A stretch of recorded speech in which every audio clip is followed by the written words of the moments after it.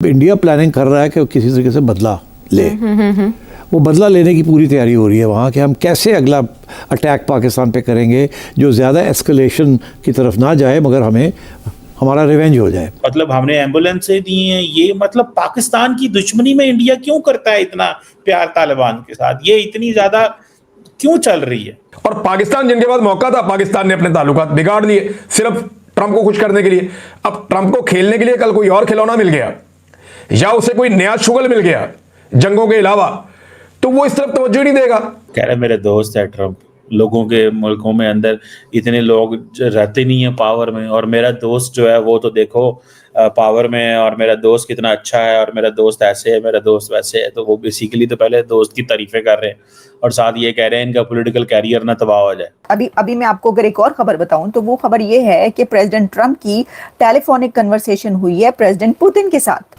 Putin की 2.5 घंटे बात हुई है ट्रंप से, और ये बोला है आप मोदी जी को डिस्टर्ब मत करो, जब आपके दोस्त आपके लिए लड़ना शुरू हो जाए।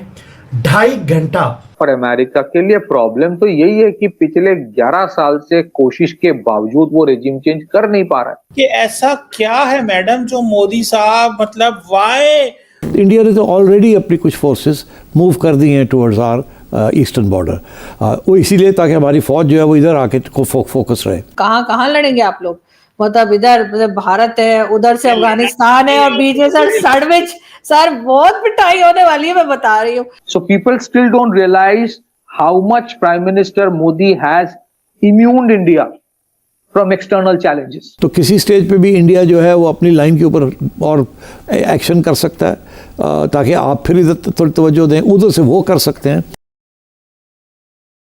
नमस्कार दोस्तों, कल ट्रंप ने एक बात कही जिसके बाद भारत में फिर एक बार राजनीति शुरू हो गई है। इस बार ट्रंप ने सीधे मोदी जी पर वार किया, जिसके बाद भारत के लोग बेहद गुस्से में हैं। ट्रंप ने कल बातों में ये कह दिया कि वो प्रधानमंत्री मोदी का राजनीतिक करियर डिस्ट्रॉय नहीं करना चाहते, मतलब वो कहीं न कहीं मोदी जी को ही टारगेट कर रहे थे। लेकिन दोस्तों, भारत के लोगों ने भी अब सोशल मीडिया पर ट्रंप को जवाब देना शुरू कर दिया है, और अब कई अमेरिकी थिंक टैंक ट्रंप को खुलेआम टारगेट कर रहे हैं और उन्हें इस्तीफा देने के लिए कह रहे हैं। दोस्तों, एक बात तो सच है, पिछले 11 सालों से प्रधानमंत्री मोदी ही दुनिया के ऐसे प्रधानमंत्री हैं जिनकी सरकार पूरे जोश और बहुमत के साथ चल रही है। इन 11 सालों में कई देशों में तख्ता पलट हो गया, लेकिन भारत आज भी एकजुट होकर प्रधानमंत्री मोदी के साथ खड़ा है और आने वाले 20 सालों तक खड़ा रहेगा। अब रही बात ट्रंप की, तो देख लेते हैं आने वाले 3 से 4 सालों में किसका राजनीतिक करियर खत्म होता है और किसका बचा रहता है। इसी विषय पर चलिए आगे इस वीडियो को देखते हैं। चैनल को सब्सक्राइब करना और वीडियो को लाइक करना ना भूलें। जय हिंद। सर, जो नफरतें हम बताते हैं भारत को हमसे हैं, या भारत हमें खाने को बैठा है, तो सर हमारी तो ईंट से ईंट बजा दी होती उसने, लेकिन उसने ऐसा तो नहीं किया। अगर वाकई में उतना पावरफुल है, क्या उसके कहने से हम FATF में चले जाते हैं, उसी के कहने से हमारा पैसा बंद हो जाता है, उसी के कहने से अफगानिस्तान हम पे अटैक कर देता है, ईरान हमसे लड़ जाता है, तो फिर इसका तो मतलब ये कि वो बहुत पावरफुल है। वो तो सर हमें बिल्कुल ना छोड़ता, फिर वो ऐसा कैसे होने देता है कि हम आराम सुकून से बैठे हुए हैं, हमारा न्यूक्लियर वेपन्स भी ठीक है, हमारे लोग भी ठीक ठाक है। जो रूटीन में हम जितने लोग अपने मुल्क के अंदर खुद मार देते हैं ना, उतने तो सर हमने 4 जंगों में भारत ने नहीं मारे हमारे जितने। डेली अगर आप कभी सीरियसली आप देखें, आप डेली जो न्यूज़पेपर में और जगह जगह रिपोर्ट होती है, अगर आप उसको काउंट करें तो आपको पता लगेगा कि 5 जगहों में भारत ने हमारे इतने लोग नहीं मारे जितने लोग हमने खुद मार दिए अपने, उससे कहीं ज्यादा। तो सर बजाय उस पे पॉलिसीज ठीक करने के, कोई शर्म खाने के, सर हम उठ के पहुंच जाते हैं जी भारत ने कर दिया। मतलब हद होती है सर कोई फेंकने की भी। क्या हुआ? मुझे अब पता चला मोदी साहब क्यों आपको देखते हैं।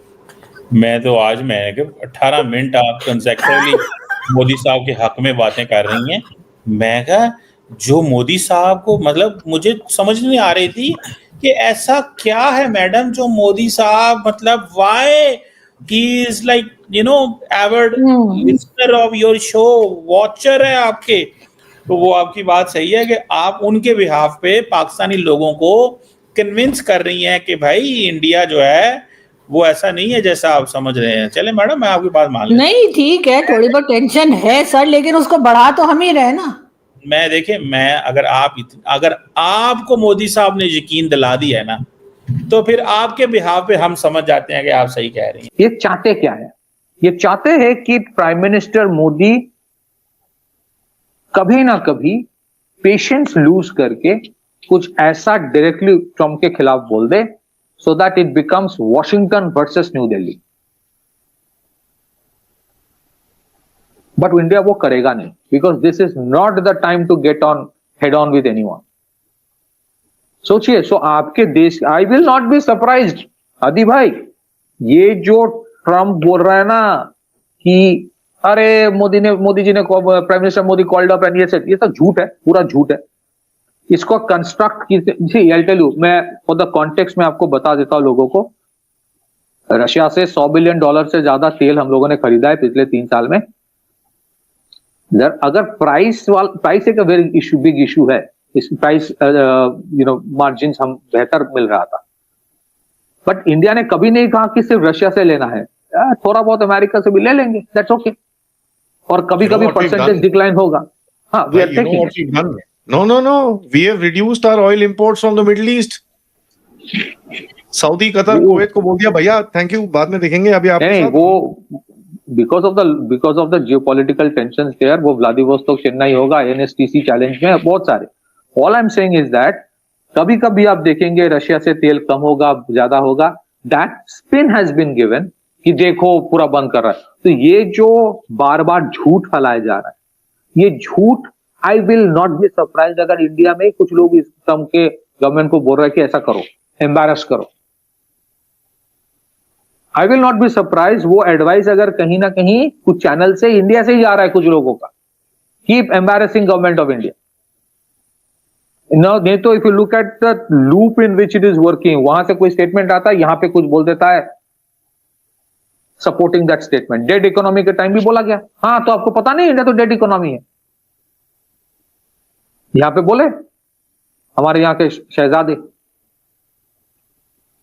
तो अभी भी वहां पे बोला, फिर यहां पे शुरू हो गया। So there are advices being given from here only, try to target the government.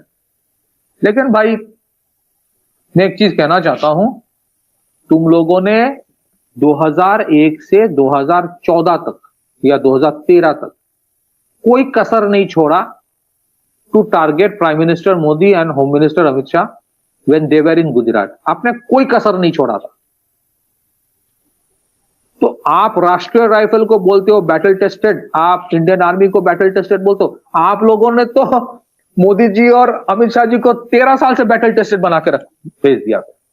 सो इसके वजह से क्या हो रहा है, it is not impacting them, ये इतने झेले हैं इन लोगों ने, so they know what's the game going on. मेरा प्रॉब्लम, मेरा दुख वहीं पे होता है कि जिनके लिए झेल रहा है इस देश की आबादी, इनको समझ में नहीं आ रहा है कि क्यों इंडिया अभी भी स्टेबल है, किसने स्टेबल रखा है। क्योंकि हमारी देश के ना एक राहु का प्रॉब्लम है, I don't want to get into astrology, हमारे एक राहु का प्रॉब्लम है। हम इतने डिल्यूशनल है, हमें ज्यादा स्टेबिलिटी और सुख बर्दाश्त नहीं होता। जब तक कोई हमें उंगली ना करे, उंगली से खुजली ना हो, तब तक हमें एहसास नहीं होता कि पहले वाला बेहतर था। So people still don't realize how much Prime Minister Modi has immuned India from external challenges.